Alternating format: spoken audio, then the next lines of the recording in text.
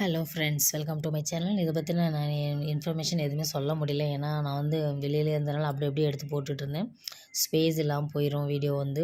அதனால் ரீசன்ஸ் எதுவுமே சொல்லலை. இது வந்து எங்கள் பெரியப்பா மகன். அவங்க வந்து எங்கள் பெரியம்மா வந்து நேர்ந்திருந்தாங்களாம், சாமிக்கு வேண்டியிருந்தாங்களாம் கெடா வெட்டுறேன்னு சொல்லி. ராமேஸ்வரத்துக்கும் பாம்பன் பாலத்துக்கு போகிறதுக்கு இன்னும் இந்த சைடாக இன்னும் பாம்பன் பாலம் போகிறதுக்கு முன்னாடியே ஒரு கோயில் இருக்குது, ஒரு சின்ன கோயில். அந்த கோயிலில் வந்து எப்பயுமே தங்கி அந்த மாதிரி சாமி கும்பிடுவாங்களாம். அப்போ நேர்ந்திருந்தாங்களாம். அந்த நேர்ந்திருந்த கடனை வந்து எங்கள் பெரியம்மா இப்போ உயிரோட இல்லை, அவங்க நேர்ந்து அவங்க பையனான அவங்க வந்து நிறைவேற்றுறாங்க. அதுக்கு தான் போயிருந்தோம். எல்லோரும் கூப்பிட்ருந்தாங்க. எல்லோரும் வேன் பிடிச்சி எல்லாமே கூப்பிட்டு போயிருந்தனால வேன் பிடிச்சி போனோம். அப்புறம் ஒரு சும்மா ஒன்றும் வேன் ஒன்று 2 வண்டியும் பத்தலை இடம். அந்தளவு போயாச்சு. ரொம்ப செம்ம ஜாலியாக இருந்துச்சு. நல்லா என்ஜாய் பண்ணோம். எங்கள் பெரியப்பா பெரியம்மா, எங்கள் அண்ணன், எங்கள் தாத்தா அப்பத்தாவுக்கெல்லாம் இப்போ திதி கொடுக்குறா வருஷம் வருஷம் போவாங்க. அவங்க அதோட போவாங்க. இந்த மாதிரி ராமேஸ்வரத்துக்கு போய் சமைச்சு சாப்பிட்டு வருவாங்க. நான் என்றைக்குமே போனதில்லை, அடிக்கடி சொல்லிகிட்டே இருப்பேன், நீங்களாக போகிறீங்க, ஒரு நாள் கூட என்னையை கூட்டிகிட்டு போக மாட்டேங்க, எனக்கும் வரணும், இப்படி எல்லாரோட ஜாலியாக போய் ஒன்றா சாப்பிட்டு நல்லா ஜாலியாக என்ஜாய் பண்ணிட்டு வரணும் அப்படின்லாம் நிறையா தடவை சொல்லியிருக்கேன். சரி இந்த தடவை வான்னு சொல்லி கூட்டிகிட்டு போனாங்க. செம்ம இன்ட்ரெஸ்டிங், நல்லா இருந்துச்சு. இந்த மாதிரி எல்லாரோடையும் சேர்ந்து ஒன்றா சமைச்சு எல்லோரும் சாப்பிட்டோம். எந்த சிலர் வந்தாங்கன்னா வீடியோ எடுக்க முடியாது, மூஞ்சி தூக்கி வச்சுட்ருப்பாங்க. நம்ம ஜாலியாக இருந்தால் அவங்க மூஞ்சி தூக்கி கடுப்பாக இருப்பாங்க. அந்த மாதிரிலாம் இல்லாமல் எல்லாருமே நல்லா ஈக்குவலாக பேசி சிரித்து ஆளுக்கு ஒரு வேலை பார்த்து ஒவ்வொருத்தரும் ஒவ்வொரு வேலை பார்த்து சாப்பாடு செஞ்சு பரிமாறி சாப்பிட்டது செம்ம இன்ட்ரெஸ்டிங்காக இருந்துச்சு. இந்த மாதிரி ஒரு அவகாசம் நமக்கு கிடைக்காது. வாழ்க்கையில் கிடைச்சதை நம்ம வந்து அனுபவிச்சுக்கிற வேண்டியதான். எவ்வளோ நாளைக்கு இருக்க போகிறோம்? இத்தனை பேர் நம்ம இன்றைக்கி சேர்ந்து இந்த மாதிரி பண்ணுவோம் நம்ம நினச்சி கூட பார்க்கல. எல்லாம் ஒன்று சேர்ந்து சாப்பிடும்போது அது ஒரு சந்தோஷம்தான்.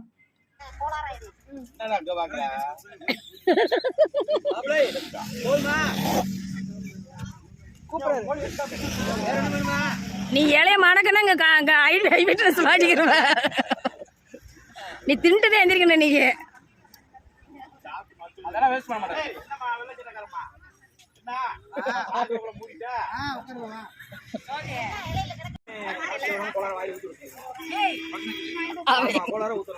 அவன் சாப்பிடாம எந்திரிக்க கூடாதுன்னு இருக்காங்க. அதனாலதான்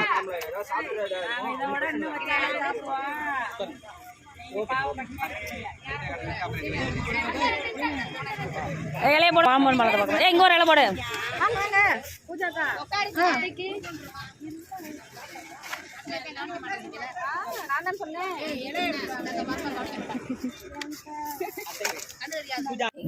எனக்கு வந்து வீடியோ எடுக்கிறது கொஞ்சம் சங்கடமாக இருக்கும். தெரிஞ்சவங்க இருந்தாங்கன்னா சங்கடமாக இருக்கும் எடுக்கிறதுக்கு. ஒரு எண்ணம் சொல்லுவாங்களோ என்னும் பேசுவாங்களோன்னு. ஆனால் இவங்க வந்து எடு, இது எடு, அதை எடு, இது எடுத்துட்டியா, அதை எடுத்துட்டியாம்மா, இதை எடுத்துட்டியாம்மான்னு சோதிராசா தம்பி அவன் பொண்டாட்டி எல்லாமே பசங்க முதற்கொண்டு இது எடுக்க அதை எடுத்து பண்ணுவாங்க. நம்ம அது ஒரு சந்தோஷமாக இருக்கும். எடுக்க நம்மளே டயர்டாயிருவேன். ஐயோ எடுத்து போதும்டா அப்படின்ற மாதிரி. அவங்க வந்து தூண்டுதலாக இருக்கும்போது நம்ம சரி எடுப்போம் அப்படின்னு. ஏன்னா ஒன்று மிஸ் ஆனாலும் திரும்ப அன்றைக்கி எடுக்க விட்டுமே அப்படின்ற ஒரு ஃபீல் இருக்கும். அதனால் வந்து நம்மளுக்கு கஷ்டமாக இருந்தாலும் பரவாயில்ல, வந்த இடத்துல எல்லாத்தையும் எடுத்து கவர் பண்ணணும் அப்படின்னு அவங்களே பெர்மிஷன் கொடுத்த பிறகு எடுக்கணும் அப்படின்னு சொல்லி எடுத்தேன். ஆன் பண்ணி எடுத்துருக்கேன். ஆன் பண்ண சோறு ஓட்ட பேர் எடு. இலைய போட்டு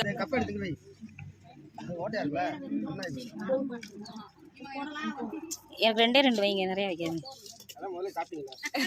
மெல்ல முடியல, அவ்வளோ மெல்ல முடியாது. அதை எடுத்து வெடி.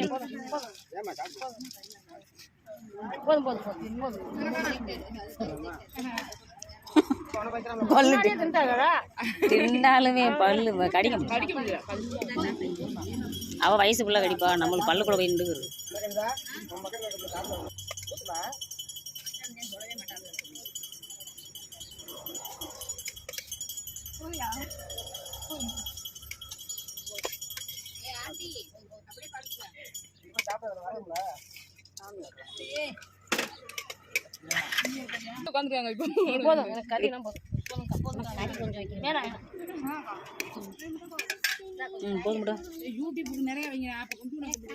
குனிஞ்சு நிமிரமுள்ள யூடியூப் நிறைய வச்சு என்ன பண்ண. நான் யூடியூப் சேனல் ஆரம்பித்தப்போலாம் பார்த்தீங்கன்னா ஒன்று எடுக்காதுன்னு ஓடி ஒளிவாங்க. இப்போ அவங்களே எடுக்க சொல்கிற அளவுக்கு எல்லாருக்கும் கொஞ்சம் அறிமுகம் ஆயிடுச்சு. போதும் எப்படி போடுங்க குழம்பு ஊற்று. ஆறும் பார்த்தா அங்கே பாரு அப்படி அள்ளி அள்ளி வைக்கிறது. ஆமாம், வந்து காமிச்சிட்டு அப்புறம் எடுத்து வச்சிருவோம். அப்படி சாப்பிட முடியாது. நல்லா இருக்கா? நல்லா இருக்கா?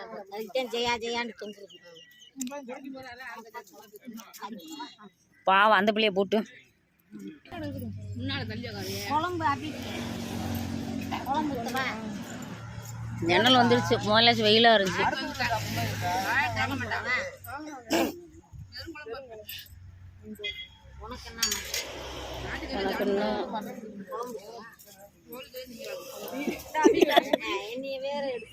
தம்பி மக்களும் வயசு பிள்ளைங்க தான், +1 +2 காலேஜ் படிக்கிற பிள்ளைங்க தான். அவங்களும் வீடியோவில் தான் எடுத்தோம். ஆனால் யாருமே ஒன்றும் சொல்லலை, எல்லாம் எடுக்க தான் சொல்கிறாங்க.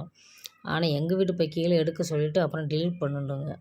எனக்கு அதான் கஷ்டமாக டென்ஷன் ஆகும். இதில் என்ன இருக்குது, ஃபேமிலியாக போகிறோம், டூர் போகிறோம், சாப்பிட்றோம், போடுறோம், எல்லோரும் போடுறாங்க, நம்மளும் போடுறோம். இதில் என்ன இருக்குது? தனிப்பட்ட முறையில் இன்னும் தவறாக போட்டால் தான் தப்பு. அதனால் இதெல்லாம் வந்து நல்ல ஒரு மெமரியாக இருக்கும் நம்ம லைஃப்பில். எல்லாரோட என்றைக்குமே யார் இருந்தாலும் இல்லைனாலும் எடுத்து பார்க்குறதுக்கு நான் சாப்பிடும்போது ஒரு பக்கியோடு எடுக்கல. யூடியூப் இருக்கிற வரைக்கும் இந்த வீடியோஸ் இருக்கும், அழியாது. அப்போ நம்ம பார்த்துக்கிறதுக்கு நல்லாயிருக்கும். ஃபோட்டோஸில் ஃபோனில் கூட டிலீட் ஆயிடுவோம், டிலீட் பண்ணிடுவோம். டிலீட் ஆகாது. அந்த ஒரு இதுக்காகவும் இந்த மாதிரி என்னைய மட்டும் போட்டுறாத, எல்லாரையும் போடு, என்னைய மட்டும் போட்டுறாத. உன்னை போட்ட என்ன நீ ஆம்பளை போயிருந்தாடா? சாப்பாடு நான் சாப்பிடும்போது என்னைய எடுக்கல ஒருத்தரோட போகணும்னு நினைப்பேன். கருவாடு வந்து பக்கத்துலேயே பாம்பன் பாலத்தை தாண்டி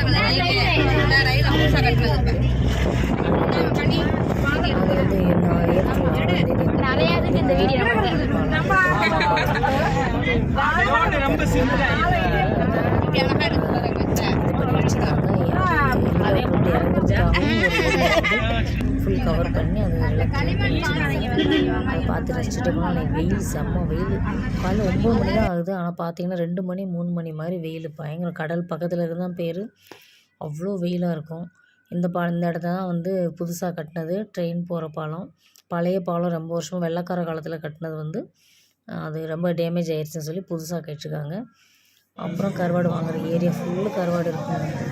போனீங்கன்னா உங்களுக்கு என்ன கருவாடு வேணும் எல்லா கருவாடும் இருக்கும். எல்லாம் வெயிலில் போட்டு காய வச்சு ஃப்ரெஷ்ஷாக அள்ளி வச்சுருப்பாங்க. ரேட்டும் கம்மியாக தான் இருக்கும். நான் வந்து அரை கிலோன்னு சொல்லி வேறு இது வாங்கினேன். குச்சி கருவாடு கொஞ்சம் குழம்புக்கு வறுக்கிறதுக்குன்னு சொல்லி. அப்புறம் இதெல்லாம் 60 ரூபான்லாம் சொல்லிட்டு இருந்தாங்க. அப்படியே பார்த்துட்டே போனோம். அங்கே வந்து ஃப்ரெஷ்ஷாக மீன் பிடிச்சிட்டு வந்தாங்க. அது என்ன மீன், வஞ்சிர மீன்லாம் பெருசு பெருசாக இருந்துச்சு. அப்போ தான் பிடிச்சிட்டு வந்து கடல் பக்கத்துலேயே இருக்கிறனால பிடிச்சிட்டு வந்து அந்த இடத்துல வந்து எல்லாம் ஐஸ் பாக்ஸில் போட்டு அது எல்லாம் ரெடி பண்ணிகிட்டு இருந்தாங்க, பேக்கிங் பண்ணுறது. இதுதான் வஞ்சிர மீன், பாருங்கள் எவ்வளோ பெருசாக இருக்குன்னு. வஞ்சிர மீன் பீஸ் தான் பார்த்துருக்கோம், மீனை பார்த்ததில்ல. இன்றைக்கி தான் பார்த்தோம். என்ன மீன் இருந்துச்சு, ரொம்ப நீளம். கிலோ வந்து 800 ரூபான்னாங்க. சென்னையில் வேறு வேறு ஏரியா 1 கிலோ கூட இருக்கும். சென்னையில் எப்படி இருக்கா தெரியல, நான் பார்த்ததில்ல. வாங்கி வந்திருக்காங்க, ரேட்டு கேட்டதில்ல. இந்த இடத்துலலாம் நல்லா காய வச்சுருந்தாங்க, எல்லா மீன் வகைகளுமே காய வச்சுருந்தாங்க. பக்கத்துலேயே பாருங்கள் கடல். நான் இந்த இடத்துக்கு போனது, நாங்கள் ராமேஸ்வரம் போனப்போ போயிருக்கேன். ஃபஸ்ட்லேயே என்ட்ரன்ஸ்லேயே கடை இருக்கும், அங்கே வாங்கிட்டு போயிடுவோம். இந்த மாதிரி உள்ளார வந்து நாங்கள் போனதில்லை, இதான் ஃபஸ்ட் டைமு. அவள் ராணி, பாசராணின்னு சொல்லி எங்கள் சிஸ்டர் வந்து கூட்டிகிட்டு போனாங்க. அரியல் நல்லாயிருக்கும் கருவாடு அப்படின்னு. இந்த இடத்துல 60 ரூபான்னு சொல்லி கருவாடு வாங்கினாளுங்க. நான் வாங்கலை, இது பெருசு பெருசாக இருந்துச்சு, இது எப்படி குழம்பு வைக்கிறதுன்னு தெரில, அதனால் நான் வாங்கலை. அவங்க எல்லாம் வாங்கினாங்க. ஒன்றே ஒன்று அவங்கள்ட்ட குழச்சி வாங்கிட்டேன். நம்ம நல்லா இருந்துச்சுன்னா நெக்ஸ்ட்டு வந்தால் வாங்கலாம் அப்படின்னு. இது என்ன அதுடி மீன் குழம்பு வைக்கிறதா? அதான் ஒரே ஒரு முழு தான் இருக்கும். 70 ரூபாய்க்கு தான் வரும். 60 ரூபான்னு எங்கள்கிட்ட தான் இருக்கட்டும். இது என்ன கருவாடு? கட்டா குழம்பு வைக்கிறதா பொரிக்கிறதா? வைக்கலாம், குழம்பு வைக்கலாம். நல்லா பொரிச்சு பிள்ளைய கையில் விட்டா நல்லா இருந்துக்கிட்டு இருக்கு. எப்படி அறுத்து பொரிக்கிறதா இல்ல ஒரு துண்டை முழுசா போட்டு பொரிக்கிறதா? வசதி தகுந்த மாதிரி கட் பண்ணு, எப்படி வேணா நம்மளே வச்சுக்கலாம். நம்ம எப்படி திங்கணுமோ அப்படி வைக்கலாம். இல்லம்மா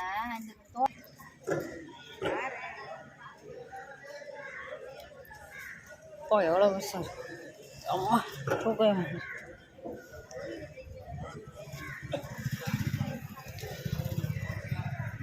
தூக்கவே முடியாது.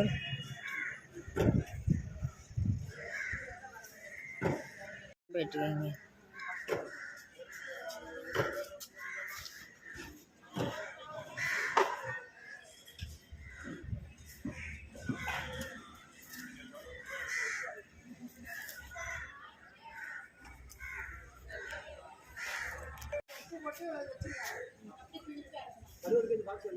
அது கண்ணு வாயெல்லாம் பாரு எப்படி இருக்குது.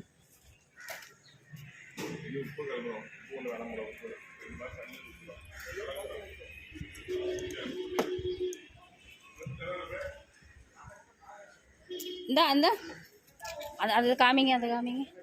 அது என்ன பேர்? சிங்கிரான். எவ்வளோ விலை கிடைக்குமா? 2000 1 கிலோ 2000 ரெண்டே 2 தான் இருக்குது. உள்ள அவ்வளோ சாதம் இருக்குமா? கடைக்கா ஹோட்டலுக்கா?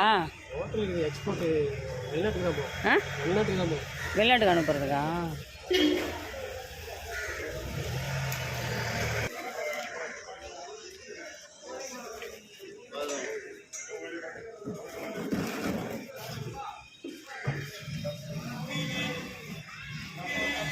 இந்த கருவாடு கிலோ 300 சொன்னாங்க. நான் 1/2 கிலோ வாங்கினேன். நல்லாயிருக்கும், இந்த பொரிக்கிறது நல்லாயிருக்கும். அப்புறம் குச்சி கருவாடு அது எவ்வளோ ஃபஸ்ட்டில் இருக்கிறது? 250 ரூபா கிலோவா? அது 150 ரூபா, 160 ரூபா, நகரம் 300 ரூபா. இதுக்கு வந்து 160, இது 160. நெய் மீன் கிடையாது, நெய் மீன் கிடையாது. 500 ரூபா.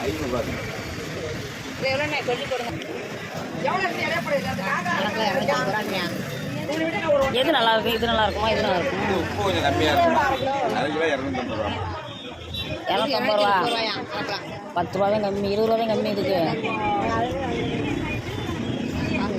இது பளிச்சுன்னு இருக்குல்ல? பளிச்சு நல்லா இருக்குல்ல? அது பெருசா இருக்கு.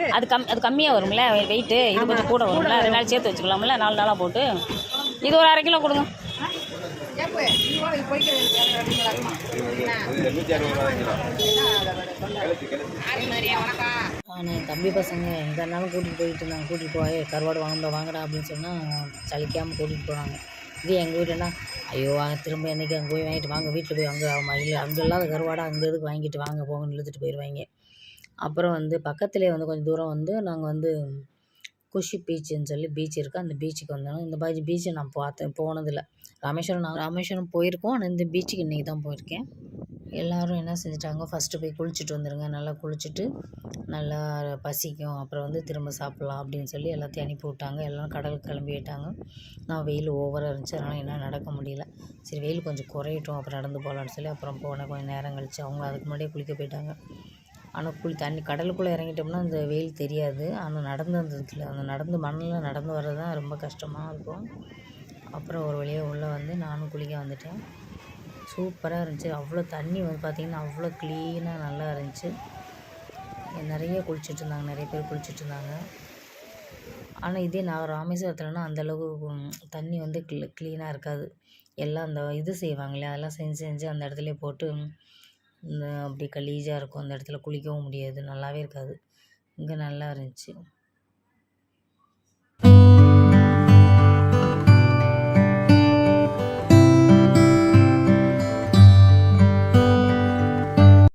இவங்க எல்லாருமே கடலில் குளித்தாங்க. எல்லாருக்குமே ஆர்வமாக குளிக்க ஆசைப்பட்டு குளித்தாங்க. ஆனால் எங்கள் வீட்டில் எங்கள் ஃபேமிலியோட போனோம்னு வச்சுங்களேன், கடலுக்குள்ளே இறங்காதுங்க. நானும் சவிதா பாப்பா கொஞ்சம் பயந்துருவா. சரி எங்கள் சுஜி வந்து இறங்குவேன். பெரியவனும் அவங்க அப்பாவும் தண்ணிக்குள்ளே இறங்க மாட்டாங்க. கடலை பார்த்துட்டு குளிக்காமல் எப்படி வர்றது? நனைஞ்சாலும் பரவாயில்ல, அதை அரைச்சாலும் பரவாயில்லன்னு சொல்லி நான்லாம் இறங்கிடுவேன் தைரியமாக. கடலில் போய் குளிச்சுட்டு வந்தால் தாங்க நிம்மதியாக. தினமும் கடலில் குளிக்க போகிறோம், உப்பு தண்ணி ஒரு நாள் அரைச்சிட்டு போகணுன்னு சொல்லி நான் குளிக்க ஆரம்பிச்சிடுவேன். செம்ம ஜாலியாக இருந்துச்சு. எல்லோரும் நல்லா என்ஜாய் பண்ணோம். பக்கத்தில் வந்து ஒரு போட்டு வச்சுருந்தாங்க. அந்த போட்டுடைய கயிறு தான் இதான். அந்த போட்டு பக்கத்தில் இருக்க பாருங்கள். இதில் வந்து ஒரு ஆளுக்கு 150 ரூபா கொடுத்தோம்னா கடலுக்குள்ளே போய் நம்மளை வந்து சுற்றி காமிச்சிட்டு வராங்க. எங்களுக்கு முன்னாடியே தெரியாமல் போயிடுச்சு. தெரிஞ்சதை நான்லாம் போயிருந்திருப்பேன். கடலுக்குள்ளே நம்ம என்றைக்குமே போனதில்லை, குளிக்க தான் போயிருக்கோம். கடலுக்குள்ளே எல்லாம் நம்ம கண்ணுக்கு எட்டுற தூரம் வரைக்கும் போயிட்டு வராங்க.